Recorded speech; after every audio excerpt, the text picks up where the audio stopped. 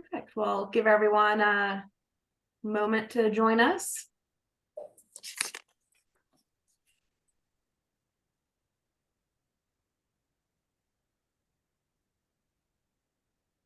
All right, and I will get us started. So hello and welcome to tonight's Encore presentation, backed by popular demand, to walk through how easements can be used to protect modernist houses. We did this presentation earlier in the year and figured the subject matter cannot be shared enough. So we're back to do it again. Tonight's another opportunity to learn from our panelists and ask all of your burning questions.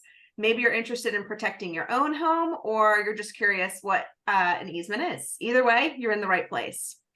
I'm Julianne Patterson. I'm the Outreach Manager for Preservation North Carolina, and tonight I am joining you from the 1954 George Poland House, designed by George Matsumoto, that was donated to our organization in 2001 and is now protected with an easement that we monitor. Although I will add as an aside, in case it's not clear, I am actually not in the house. It is in private ownership. Kathleen is also in the house as well tonight. Our other panelists include George Smart, founder and CEO of USNC Modernist, Cathleen Turner, Piedmont Regional Director for Preservation North Carolina, and Jane Levy, daughter of the late Greensboro modernist architect Edward Lowenstein, who is working with Preservation North Carolina to place an easement on her family home, designed by her father and built in 1954. So before I pass it off to George to get us started, just a few technical housekeeping notes. Please put all your questions in the Q&A box at the bottom of your Zoom screen, and I will serve as moderator at the end and ask the panelists all of your questions. If you're having technical issues, let me know that as well. You can put those issues in the chat, and I'll do my best to help you. So with that, thank you again for joining us this evening, and I'll pass it off to George. All right. Well, thank you so much, Julianne, and hello, everybody. Welcome to another exciting edition of Preservation Easements. Just the phrase sounds kind of boring, doesn't it? Preservation easements, but it's such a meaningful, important phrase and tool to preserve not just modernist houses, but any kind of important houses in our heritage. If you're listening tonight, if you're on the call, you're probably one of three kinds of people. You either own a modernist house, you're related to someone that owns a modernist house, or you're a neighbor or a fan of modernist houses. And preservation easements and how they work, we're going to get into a lot of detail about that tonight, and the advantages of this. And I'm going to start off with dispelling some of the myths about preservation and keeping these houses going. Because I get phone calls and emails every day, owners and from sons and daughters of owners and from neighbors that kind of ask the same questions, and they think that a house is going to be protected when it's not. So let's start with a couple of these. You may have heard of a program through the National Park Service called the National Register for Historic Places. It's an honor that's bestowed upon a building for particular historic significance, and many modernist houses can apply for and get this. However, it has almost zero protection ability to the house. At best, some cities will let you delay a demolition a certain number of months if a house is on the register, but most do not. So there's no protection there from a house being destroyed if a house is transferred. Secondly, there may be local designations, a city historic district, a state tax break, something else like that. Again, those don't offer anything that really is tough and legally enforceable for avoiding destruction of a house. If your house was designed by a famous architect or a famous builder, or has been in like 6 major magazines in its lifetime, none of that is going to help out your house come time to save it. The only legally enforceable tool is called a preservation easement. And one way to think about this is that it's like a homeowners association for one house. It's like Campbell's soup for one. And you basically create an agreement that controls your house, and that agreement gets filed with the deeds for your county, and that goes forever. It goes for the lifetime of the house. And it's a way to assure that the house that you care about, the house that you love, whether you're the owner or you grew up in it, or you're helping a friend or neighbor with this particular house, that house will survive. Unfortunately, not everybody knows about preservation easements. And so we're going to share that information with you tonight. But I'm going to show you first, though, are some of the houses that we've lost across North Carolina and a few of the ones that we have saved. So I'm going to share my screen here and get the sound up. Just a moment. And here we go.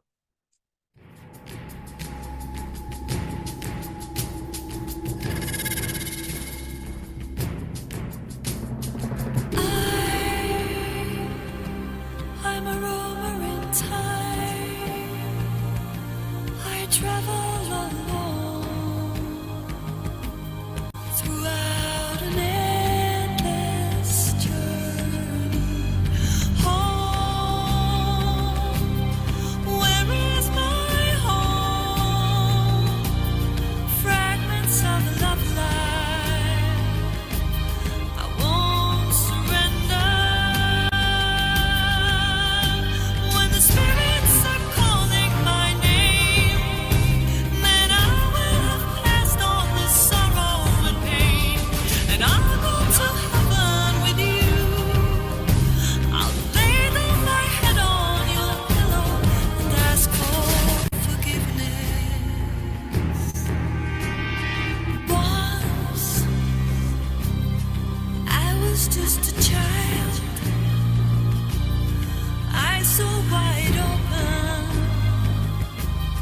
You left me broken hearted, fly. Now I have to fly, searching for the light. I won't surrender. When the spirits are calling my name, then I will have passed on the sorrow and pain, and I'll go to heaven with you. I'll lay down my head on your pillow and ask for forgiveness.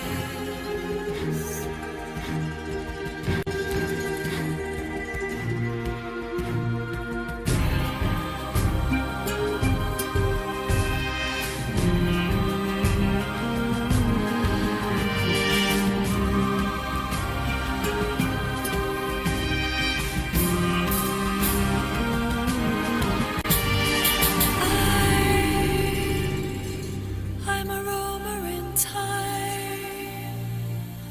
I travel alone throughout an endless journey home. Where is my home? Fragments of a love life. I won't surrender. When the spirits are calling my name, then I will have passed on the sorrow and pain, and I'll go to heaven with you. I'll lay down my head on your pillow and ask for forgiveness.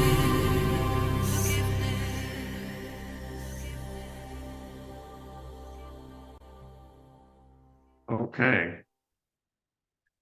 We have another one to add to this list, possibly, and that is the house behind me. It is known as the Matsumoto Weber House, designed by George Matsumoto at Country Club Hills of Raleigh, North Carolina.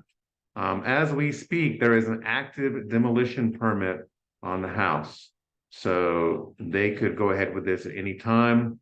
We are all trying very much to work with the owners and other interested parties to see if the house can be saved. But this is at the point where last minute efforts often don't succeed. The time to really intervene is years earlier, when you've got somebody in the house where they are looking at the future of their estate or the house itself, or passing things to heirs and looking at options for how to transfer property. This is the time when preservation easements can really be most effective, easy, calm, no conflict decisions. And again, it's the only thing that will really assure the survival of a house. So with that, I'm going to pass this over to Cathleen Turner with Preservation North Carolina, who's going to share with you more the nuts and bolts of how preservation easements work. Thank you, George, and thank you to all of you for joining us tonight as we plunge into the very exciting theme of preservation easements. I thought, let's see, I was gonna drive these. You should be able to slides. control my screen, Kathleen. Oh, yep. There we go.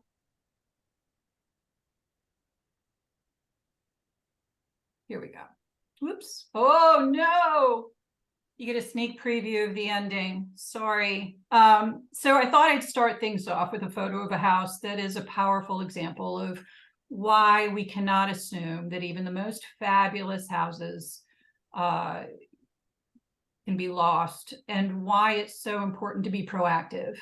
This is the Dr. George and Beth Pascal house located in Country Club Hills in Raleigh. It was designed by James Fitzgibbons and built in 1950, and it's on 2 3/4 acres. It was a one-story, irregularly massed, modern movement, Wrightian style residence composed of stone walls, multiple low-sloped gables with deep overhangs, expanses of glazed wall, and lots of sculpture, folks. There was tons of sculpture in the landscape and within the house. It was listed on the National Register of Historic Places in 1994. Well, there we go. Whoops. So Julianne, my arrows are invisible, so you might have to drive this and go back. There we go. Thank you. Oh, technical difficulties are so much fun. So here we go. The Pascal house was demolished in 2013. The lot was subdivided and large McMansions built on that once bucolic knoll. And this is why we're here tonight. So what is a preservation easement? It's a legal agreement between a property owner and a qualified preservation organization or public agency in which the property owner promises to protect the property's historic integrity without inappropriate alterations, additions, or demolition. The organization or public agency that receives the easement is granted the right to enforce the covenants of the easement and to monitor the property. The owner retains the right and duty to manage and care for the property as they always have, pay taxes on it, live in the house just as before, and may sell it or lease it or pass it on to their heirs. Easements are designed to protect property with significant historic, architectural, or cultural resources such as private houses, commercial buildings, landscape sites, and the like. Easements are flexible tools that can be custom designed to protect the unique qualities of the property. And variations include exterior only, exterior and interior elements, landscape features, outbuildings, associated archaeological remains, and so forth. So what are the advantages of an easement? These include allowing for continued enjoyment and use of the property as before. But with the granting of the easement, the future of the property is no longer left to chance. Many easement donors have deep personal connections to these properties, and it is part of their family legacy or cherished result of life's work. An easement provides a peace of mind that their beloved property will be preserved forever and enjoyed by future generations. Additional advantages include use as a tool for neighborhood preservation. Lock down a couple of those houses in a block that might be vulnerable to parcel assemblage. As mentioned earlier, easements are flexible tools that can be custom designed to meet the personal and financial needs of the property owner. An owner of an easement protected property may also benefit from savings in income, property, and estate taxes. Easements are tax deductible if the property is listed in the National Register of Historic Places by tax return filing, or it has conservation values. It's held by an appropriate easement holder, such as a nonprofit organization with 501c3 status, and that has a preservation or conservation mission. The easement is in perpetuity, and that it includes required language regarding extinguishment, mortgage subordination, and insurance. So how are easements valued for tax deduction purposes? The value of the deduction is the difference between an appraisal of the property with restrictions and an appraisal of the property without the restrictions. So in the example we have here, assume $350,000 fair market value without the restrictions. It's a tear down lot. And $300,000 value with restrictions. You buy it for the beautiful house. The value of the deduction is $50,000. Situations where easements have been useful include a small building in a downtown, a suburban tract, a small house on a large lot, property with high development value, that's a hot market, folks, combining preservation, conservation values, an owner having property, income, or estate tax issues, and mitigation in Section 106 cases. And that basically is an environmental review process for federally funded projects. Potential benefits for property owners include possible income tax deduction, as we mentioned, possible estate tax savings, possible property tax savings, reduction of basis, and most importantly for many of us, peace of mind. Long-term issues to consider include the nonprofit's obligation for enforcement, ownership of development rights, and extinguishment of the easement. So what are the related costs for placing an easement on a property? The donor is typically responsible for their own legal, accounting, survey, and recording fees, the appraisal fees if the donor wishes to take the tax deduction, and the recipient organization incurs costs over time of monitoring and enforcement. Many organizations, including Preservation North Carolina, charge a fee to support this important work. Preservation easements are valuable and flexible tools that empower individual property owners to preserve the mid-century modern houses and landscapes they cherish.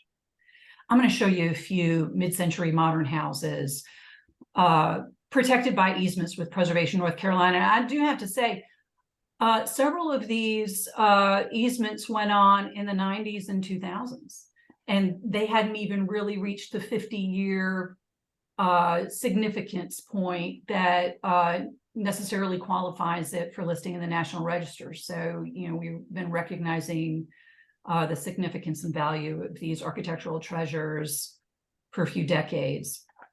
And this is the William and B. Fleming House. It's located in Chapel Hill, designed by Edward W. Waugh and built in 1952. And here's the Thomas and Lois Wheelis House in Lewisburg, designed by Milton Small in 1954. And here's the house in whose living room I'm sitting in, pretending, George W. Poland House, originally in Crabtree Valley. And it was relocated to the Bahama vicinity in order to save it from demolition. It was designed by George Matsumoto in 1954. And on its new site, a ground floor basement addition was designed by Ellen Castley. The Richter House in Raleigh is a Frank Lloyd Wright Usonian-inspired design by George Matsumoto and Frank Walson. And the Henry L. Camp Hefner House in Raleigh. It's also Usonian, but on a much larger scale, designed by Camp Hefner with George Matsumoto in 1950. Camp Hefner, as many of you might know, was the dean of the North Carolina State University School of Design. And the next door neighbor to the Camp Hefner House is the Fadum House. It's thought to be the first modern style house built in Raleigh around 1949, designed by James Fitzgibbon.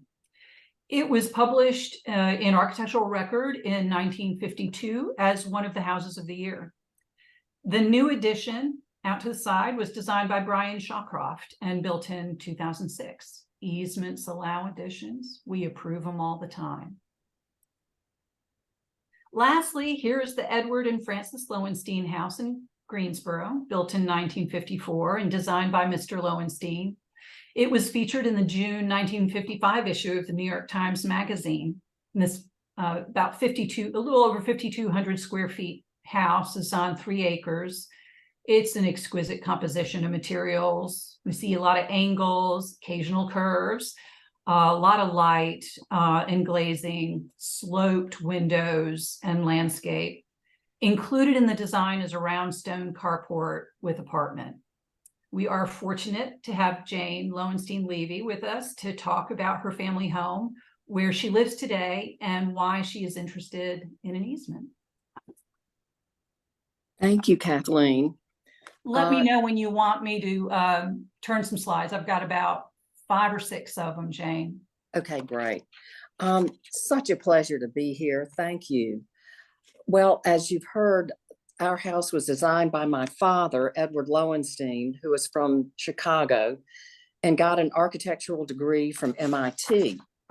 He met my mother in North Carolina during the war and so loved the state that they decided to settle here in Greensboro.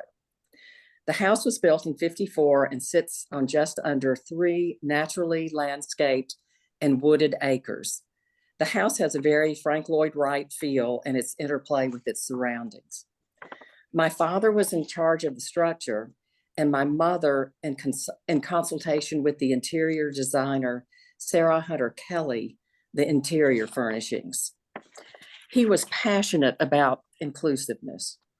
His was the first white architectural firm in the state to hire Black architects, many of whom went on to establish very successful careers. Women were another poorly represented minority in the field at the time. My father taught a class in architecture at what was then the Women's College and now the University of North Carolina at Greensboro in the home ec and art departments. Realizing the students, the women, needed hands-on experience, and under his supervision, the young women designed and oversaw the building of actual houses, 2 of which still exist. The original one, which had been written up in McCall's magazine, was sadly destroyed despite our Herculean efforts to save it. It didn't have an easement, which leads me to discuss why I really want to have an easement on my house. It is fair to say that Greensboro is mostly conservative in its architectural tastes, and several of my father's houses had been destroyed until we organized a modernist architecture symposium and house tour in 2005. Now, when one comes up for sale, a prominent selling point is that it was designed by my father. It has been rewarding to see how so many have embraced my father's work, but a demolition derby lurks in Greensboro and elsewhere. Richard and I are the 2nd generation of the family to live in the house, and we hope our son will be the 3rd. He is very supportive of the easement. And some of the elements I want to preserve are the clear story windows. Let's see. The clear story windows, which are really the atmospheric backbone of the complex horizontal roof structures, and which thread them together with a stream of light. And the tapered steel beams in the living room, not such an easy thing to do in the 50s.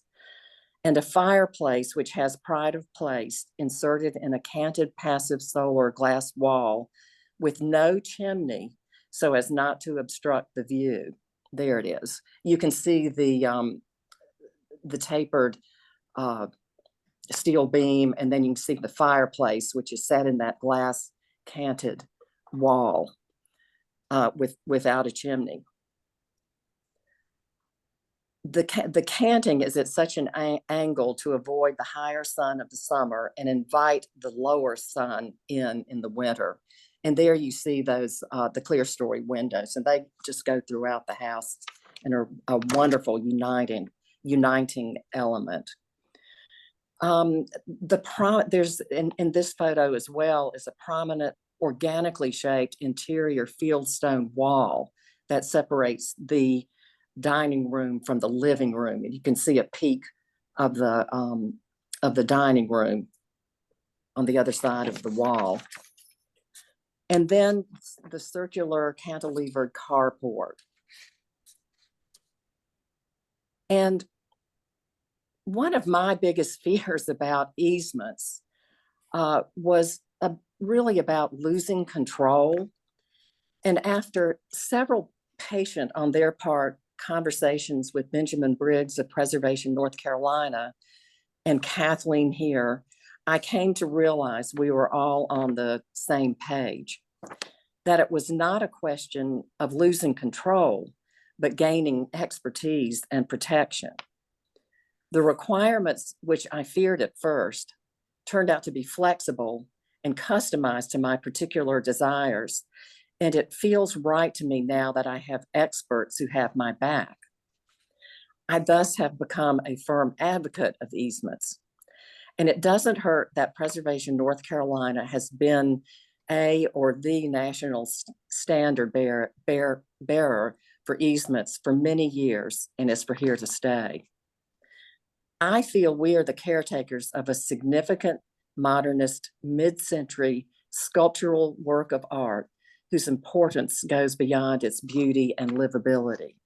And I would like to have this easement done on my watch.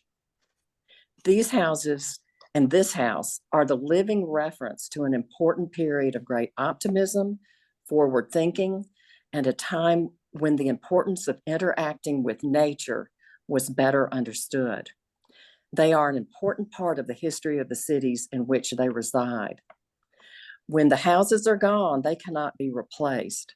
And the only way to ensure their survival is with an easement. Thanks, Kathleen. Yeah.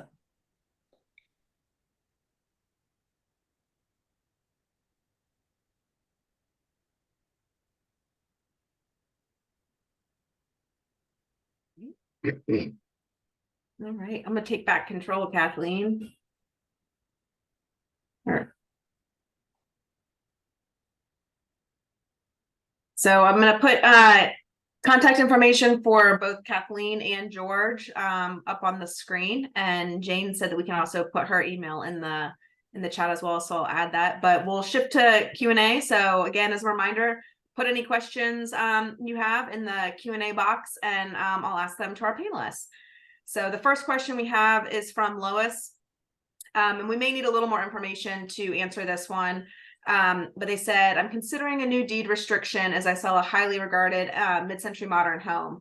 How does that differ from a preservation easement?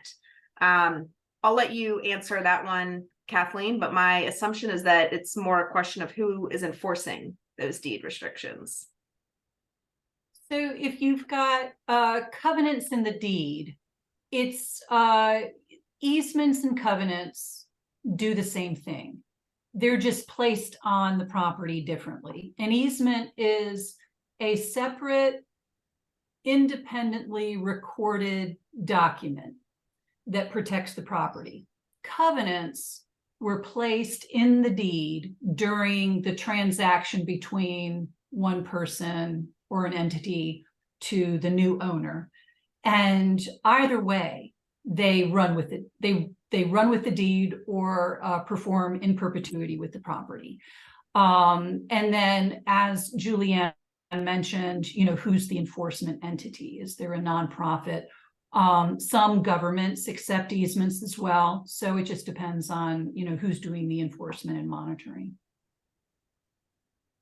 Great. All right. Our next question is from Kelly Johnston. And they asked, what's to prevent a future owner from ignoring an easement and demolishing the house anyway? What's the penalty? Would they likely pay a fine and then be rewarded with the vacant lot they sought, ready to build a new McMansion? So that's what we call enforcement. And there are legal remedies, and it depends on what the violation is. As I mentioned in the presentation, especially if a property owner intends to seek a tax deduction for the easement, the IRS does require it requires enforcement as well as extinguishment language. We put that in all of our easements and covenants, by the way, and it is meant to prevent those sorts of fraudulent or nefarious actions. And no, people don't get rewarded by it. There is language in the easement or covenants that prevent someone from profiting off of their violation.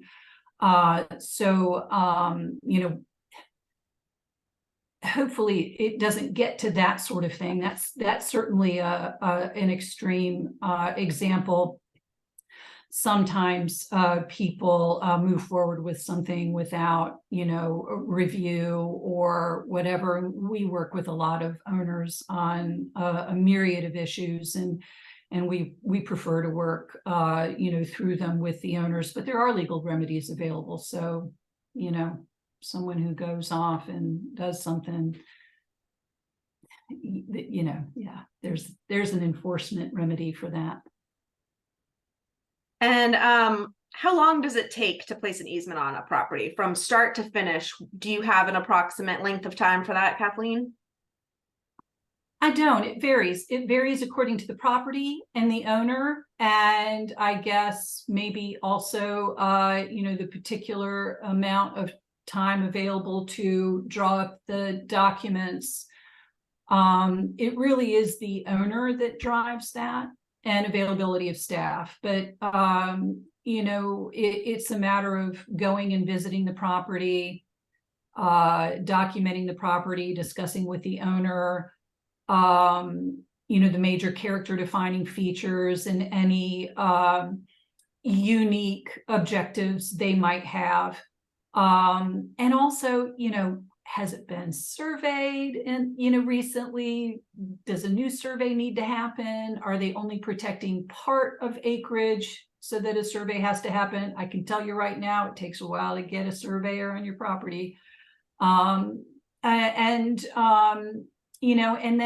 then it's just recording it. So start to finish, it could be very fast. In some cases, when we're working with property owners who are interested in placing their property in the National Register, they want to do that first. You have to coordinate that, especially if you intend on doing a tax deduction, to make sure the property is listed prior to, seeking your tax deduction. And placing the easement on it. So we can hold owners' hands through that process as well. So it varies. It could be 2 or 3 weeks. It could be a year or 2 or 3, depending. And a follow-up question to that from the audience is there an approximate cost? So, it depends. Are you seeking legal advice? Are you talking to your tax advisor? Are you getting a survey? All of that adds up, certainly. An appraisal. There are costs involved in the appraisal. And of course, Preservation North Carolina and a lot of donee organizations or recipient organizations ask for a stewardship contribution to help support our costs in not only the staff time putting the easement together with the owner, but also monitoring it over time and putting a small amount in our endowment in order to support any legal remedies in the future, going back to one of the first questions. And that's sort of a sliding scale as well. We customize that with the owner, their objectives, the property, the complexity of the easement. It's it depends on the situation in the property. Thanks. You touched on another question too that asked, does Preservation North Carolina create an endowment with the fee it collects to cover PNC's future costs of annual inspections and easement management? And you touched on that. We do have an endowment. It's not specific to easements. It's just part of our overall work that we do in terms of the enforcement around the clock. So another question is, does a deed restriction or easement need to say it carries forward into perpetuity so it can't be removed? It does, and that's required language, and it's in all of our easements. Back in the old days, they expired after a few years, and we have some that were placed on properties in the 1970s or 80s, and some of them are coming up, and, you know, we've got to work with the owners to, you know, hopefully update and revise and put a new easement on these special places. So in perpetuity is the way to go. And a question, this might be a good question for Jane to answer, because it sounds like she had some reservations through the process that have been smoothed over, but an attendee wants to know, what's the main reason an owner may not decide to place an easement on their property? I'm not sure I can answer that, but you know, it's important to me to have this house preserved for as long as I possibly can. And this is the one vehicle we have to do that. And the house that was destroyed, that we tried to save, that was designed by my father, that was designed by the college students, women.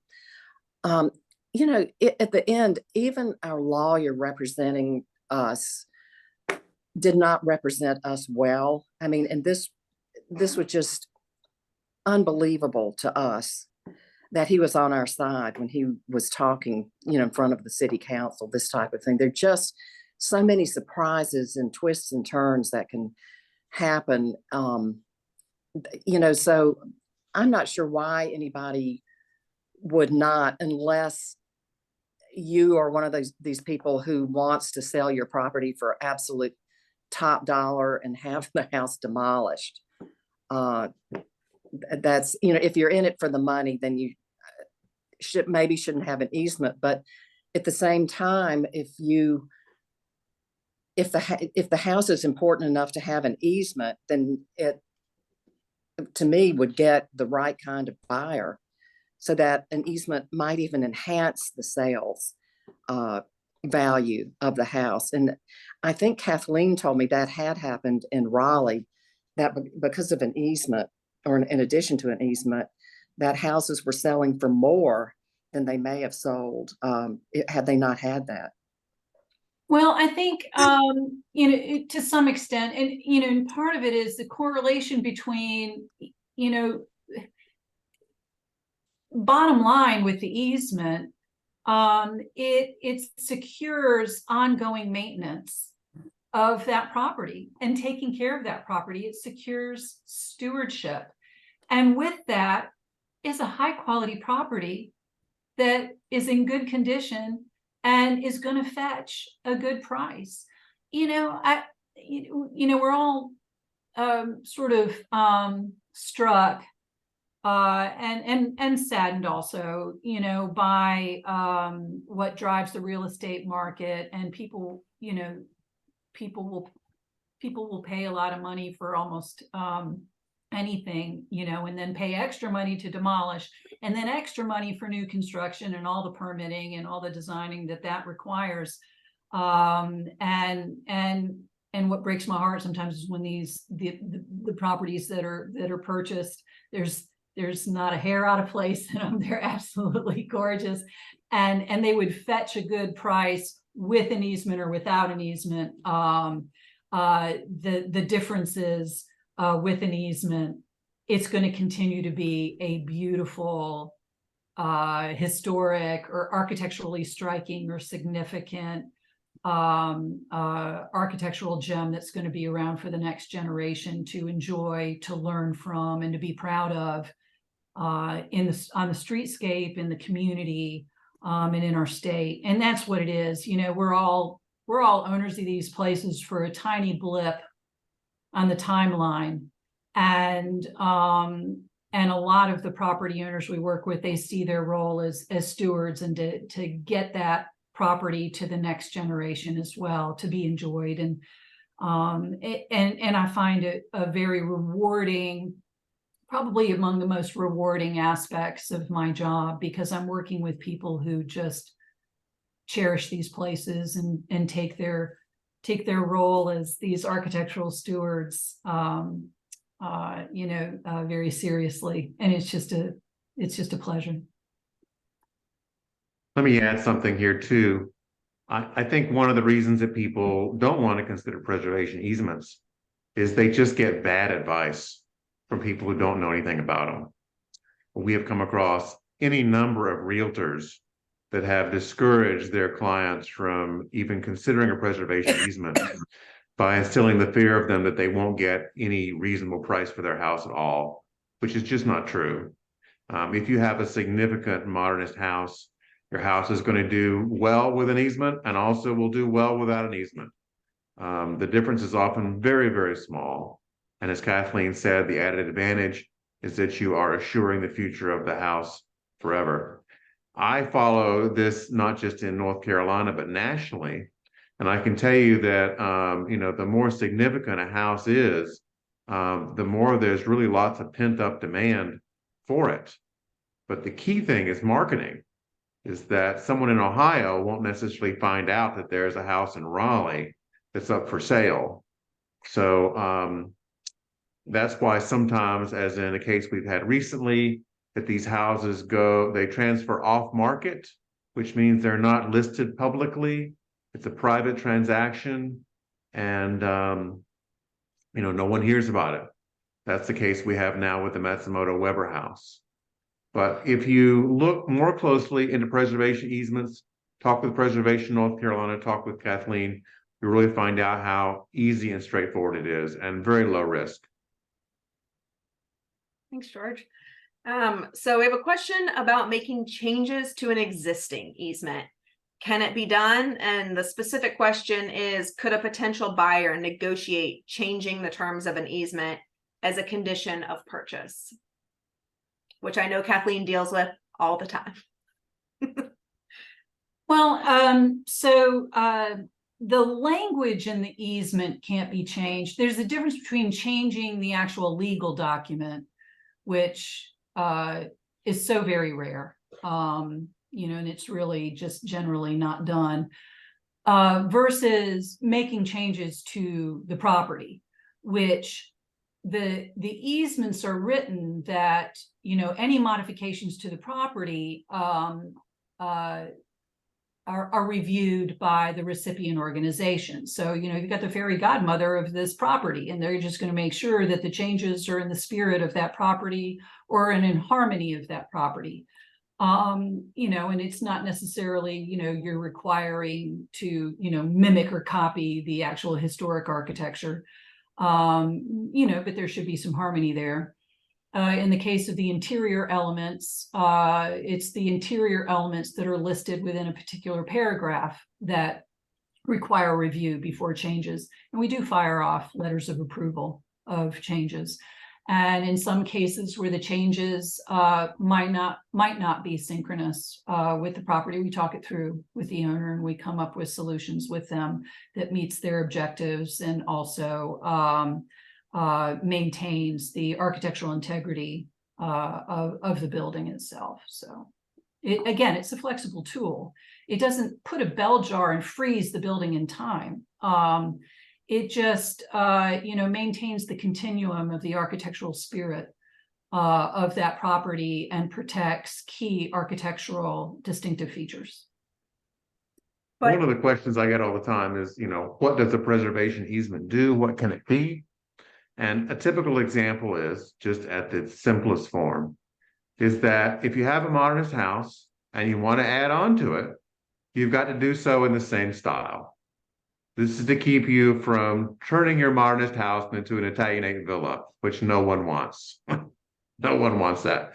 A second regulation might be if the house is damaged by a storm, earthquake, hurricane, things like that, how much of the house has to be totaled before you can rebuild the house from scratch any way you want. Really sort of basic, big picture kinds of regulations are the starting point for easements that for most owners are very easy to decide and makes very much common sense. It can be that simple, or you can be, you know, elaborate right down to they got to keep every doorknob that was ever put on the house. So you can dial it up like a volume knob, as restrictive or as loose as you want. So I'm gonna make an argument for the preservation of some doorknobs, right, Jane? Yes. When Jane's father, Edward Lowenstein, hired a couple of young architects who were apprenticing, I think, named Clinton Gravely and Frank Harmon. And they were each assigned the design of some doorknobs and handles in a very important house in Greensboro, and they are absolutely stunning. And of course, they would be a protected element in the easement. So, you know, in other cases, you know, maybe not so much. So again, it depends on the individual property.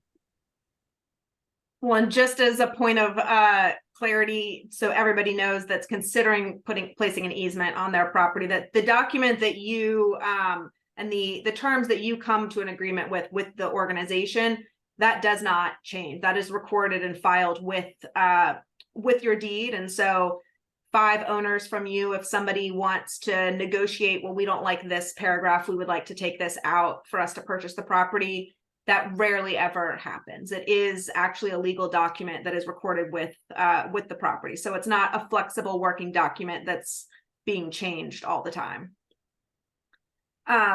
We have 2 kind of similar questions that are asking kind of how significant does a property need to be to consider placing and protecting it with an easement? Oh, y'all are going to hate this answer. It depends. You know, we start out with a conversation with the owner, get some pictures, go out and make a site visit.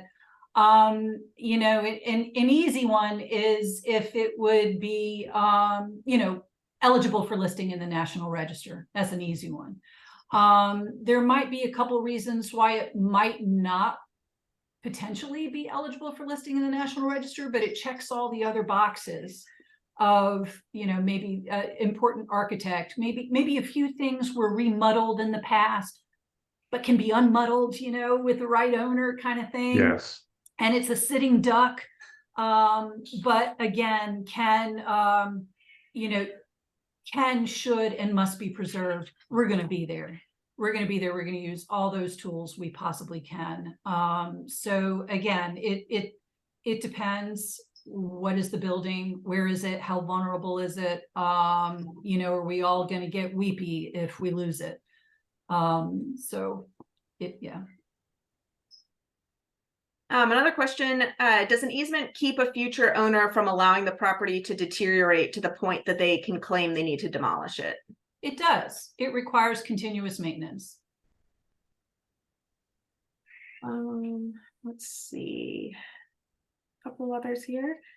So Lois responded with more information that the house in question is in northern Michigan, and it sounds like the deed restrictions that they were talking about are to prohibit short-term rentals. So not quite the same. I don't know if you want to touch on that anymore, Kathleen. Yeah, I can touch on that. That's not typical language in an easement. That would be more customizable. You know, Preservation North Carolina has worked with mill villages, an entire mill village, and you know, we were trying to stimulate you know, home ownership and establishing, you know, a stable you know, neighborhood and that kind of thing. We did include in some covenants about that. We did that to a certain extent in some other neighborhood revitalization projects where there was you know, over 80% absentee ownership. We did place in those covenants owner occupied, and you know, with some exceptions and that kind of thing, short-term leases or rentals to family or something like that, less than 30 days for short-term. So again, these are customized legal documents. It is, it is the only tool that a private individual can use to preserve their house. And there is a framework of required language to make it stick. But there is a lot of leeway within that framework in order to make it work for that particular building and that location. I think we already touched on this, but I'll ask it again in case anybody wants to add something before I move on. But does the presence of an easement discourage potential buyers? Oh, I can tell you no. Some of those houses that I showed you tonight, they had a very strong sales price, and Preservation North Carolina has been very busy issuing waivers and talking to buyers of properties that we have easements or covenants on across North Carolina. They've been selling like wildfire, and it's not because they're selling for below market prices. It's these are great properties, and they're selling because they're great properties. So now if you want someone to come in and buy your property is protected by an easement, and they want to put a Sheetz gas station, not to pick on Sheetz, I go to Sheetz, but they're going to turn it into a gas station or something like that. Yes, that will inhibit the sale to that particular buyer. But will it inhibit the sale of your property? Highly unlikely. Yeah. Just got to find the right buyer. All right. And then George, I think you'll enjoy answering this one. But somebody wants clarification. Did you say that a home on the National Register was destroyed? Oh, there every year, there are any number of homes on the National Register that are destroyed. It's just an honorary thing. It doesn't provide any protection at all, sad to say. I would like to put in a plug for the National Register, in that owners of buildings listed in the National Register, either individually or as part of a National Register district, are eligible for historic tax credits to offset the costs of their rehabilitation of that property. That is a financial benefit and an incentive that is available to owners of properties listed in the National Register. Secondly, the IRS smiles upon those homeowners with National Register listed properties who are placing easements on them and rewards them with the tax deduction. So National Register listed properties are great because it documents the architectural significance, the historical significance. It is the nation's honor society of buildings and sites, and you get those added financial benefits and incentives. So cool program. I'm glad it's around. Yeah, good program. Not afford you protection against demolition. And I know we have a lot of people joining us from other states. So if someone's in another state where Preservation North Carolina isn't operating, but they're still interested in placing an easement on their house, do you have any suggestions, Kathleen or George, for who they should contact in their next steps? We have a lot of sibling statewide preservation nonprofit organizations across the country. So get on your favorite web browser and within the state that you're in and look for, statewide preservation organization, or call someone at your state historic preservation office. That's generally a state agency, and they might know if there is a statewide preservation organization. Some larger metropolitan areas have, and smaller towns have strong nonprofit preservation organizations that also accept preservation easements. There are active organizations across the country, both municipal, county, as well as statewide, that do what we're doing. You might just have to browse a little bit, find them. If you go to preservationdirectory.com, there are all kinds of lists there of the societies across America and also all the state historic preservation offices. And if you ever get stuck, you can email us and we'll point you in the right direction.